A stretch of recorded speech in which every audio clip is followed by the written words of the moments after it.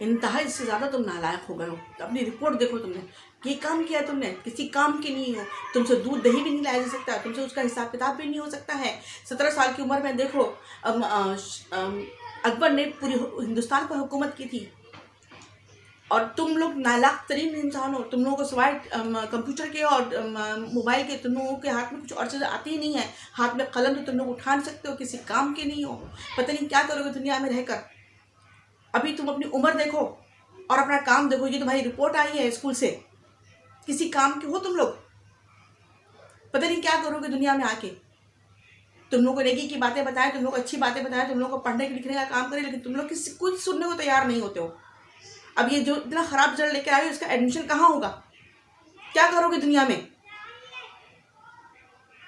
लेकिन हम ये सब बातें अपने बच्चों से कहते हुए इस बात को ख़त्म भूल जाते हैं कि 17 साल की उम्र में अगर जलालुद्दीन मोहम्मद अकबर ने पूरे हिंदुस्तान पर हुकूमत की थी, तो तमाम पैगंबरों को अल्लाह ताला ने 40 साल की उम्र में ये सलाहियत अता की थी कि वो दुनिया पर हुक्मरानी करें और अल्लाह का हुक्म जगह जगह पहुँचाएँ। तो अगर हम अपने बच्चों को अभी से इतनी लान तान करेंगे, तो क्या वो बच्चे जहनी दबाव या डिप्रेशन का शिकार नहीं होंगे? लड़कियों को तक को हम सुनाते हैं कि झाड़ू लगाना नहीं आता तुमको, तुम्हें जो है तुम सही से हंडिया में चम्मचा नहीं चला सकती हो, और ये तुम पढ़ भी नहीं सकती हो, तो तुम करोगी क्या? किस लिए भेजा अल्लाह ताला ने दुनिया में तुमको? नालायकी के लिए, काहिली के लिए, सुस्ती के लिए, हर वक्त टीवी देखने के लिए? इतनी लान तान हम करते हैं तो हमारे बच्चे जो हैं वो जहनी दबाव या डिप्रेशन का शिकार हो जाते हैं। क्यों? क्योंकि उनके अंदर नेगेटिव सोचें, मनफी सोचें जो है वो पनपने लगती हैं। अपना जो है वो पूरा वो अपनी जड़ जो है उनके दिलो दिमाग में बिठा लेती हैं। वो नफसाती तौर पर बीमार हो जाते हैं। वो समझने लगते हैं कि वाकई वो किसी काम के काबिल नहीं है। तो उन्हें किस तरीके से कंट्रोल करना है, किस तरीके से जो है उनको जो है मस्बत इस तरीके से उनकी तालीमी तरबियत करनी है कि वो मस्बत तर्ज ज़िंदगी अपनाएं, मस्बत या पॉजिटिव आदतें अपनाएं। औज़ुबिल्लाहि मिनश्शैतानिर्रजीम, बिस्मिल्लाहिर्रहमानिर्रहीम। अस्सलाम वालेकुम, मैं हूँ मिसेस कौसर, आप देख रहे हैं मेरा YouTube channel Mrs Kausar channel. आज जो मेरा उन्वान है वो है जहनी डिप्रेशन, दबाव या डिप्रेशन। ठीक है, तो डिप्रेशन एक ऐसा मर्ज, नफसियाती मर्ज है जो बहुत तेज़ी से दुनिया में फैल रहा है। क्यों? हमारे गलत रवैये की वजह से। माशरे का हर फर्द इस मर्ज से वाकिफ़ है। इस इंतहाई ख़तरनाक मर्ज में फ़र्द मायूसी का शिकार हो जाता है। अगर उसका इलाज बर्फ ना किया जाए तो उनकी शख्सियत में बहुत बिगाड़ पैदा हो सकते हैं। बहुत सी वजूहात हैं जिनसे किसी भी इंसान को जिस्मानी या नफसियाती डिप्रेशन हो सकता है। जिस्मानी डिप्रेशन क्या है? अगर वालिदैन डिप्रेशन का शिकार हैं, वालिदैन अगर जहनी दबाव का शिकार हैं, जिन हालात को मैंने भी बयान फरमाया है, इन औलाद में बढ़ने वाले, ग्रोथ पाने वाले बच्चे, नशोनुमा पाने वाले बच्चे जब बढ़कर फल फूल कर जब वो शादी जैसे अहम बंधन में बनते हैं, तो उनके अंदर भी नेगेटिव और सोचें जो है वो जन्म लेती रहती हैं, जिसकी वजह से उनके आने वाले बच्चे भी उसी नेगेटिविटी का शिकार होते हैं। अगर ख़ानदान में से किसी को भी डिप्रेशन हो तो बच्चों में मुंतकिल होने के खदशात होते हैं। अगर वालिदैन को हो तो फिर तकरीबन 30 से 35% बच्चों में डिप्रेशन का खदशा हो सकता है। 30 से 35%, ख्याल रहे, 30 to 35%। इंसानी दिमाग में जज्बाती तब्दीलियाँ या जहनी परेशानी भी डिप्रेशन का सबब बन सकती हैं।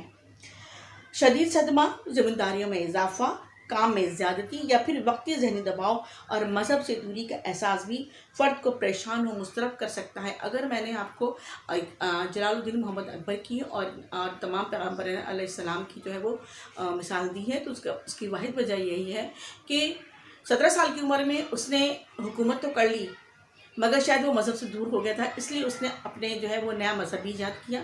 हिंदू से उसने शादी भी की, और उसके बाद जो है वो शायद वो भी डिप्रेशन का शिकार था, बहरहाल पता नहीं।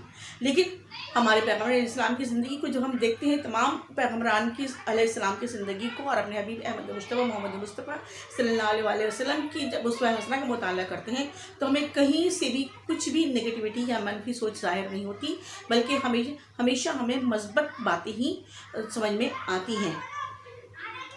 तो लिहाजा हमें अपने मज़हब से बच्चों को करीब लाना है, बच्चों को दूर नहीं करना है। हमें कदम कदम पर उन्हें अपने हबीब अहमद मुस्तफ़ा मोहम्मद मुस्तफ़ा सल्लल्लाहु अलैहि वसल्लम की उसवा हसना से मिसालें देकर उनको समझाना है। एहसास गुनाह और एहसास जुर्म भी डिप्रेशन की बड़ी अहम वजह है।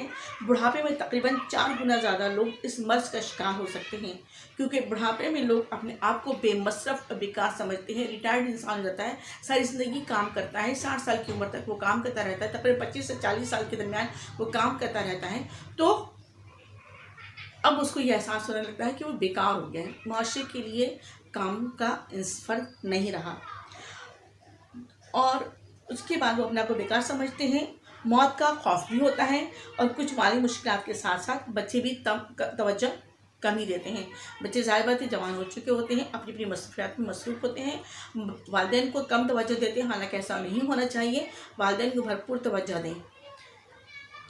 अक्सर माहिरीन नफ्सियात के ख्याल में इस मसले की सबसे बड़ी वजह गलत और मनफी सोचें हैं, जिनकी वजह से डिप्रेशन का मरीज़ हर काम और हर बात में मनफी और बदतरीन पहलू तलाश करता है। माशरती और माली मसाइल के साथ शदीद दबाव और ख़ानदान के आपस में टूटे हुए ताल्लुकात भी किसी फ़र्द में नफ्सियाती मर्ज़ पैदा करने में अहम किरदार अदा करते हैं। लिहाजा हम वालिदैन का यह फ़र्ज़ है कि हम अपने बच्चों में कोई भी निगेटिविटी, कोई भी मनफी सोच ना पैदा होने दें, उनको मजबूत रखें। अगर वो कभी बहरारवी का शिकार हो रहे हैं तो उनको राय रास्त पर लाने के लिए उनके पसंद के काम किए जाएं, उनकी बातें सुनी जाएं, उनकी बातें समझी जाएं और फिर उस पर अमल किया जाए।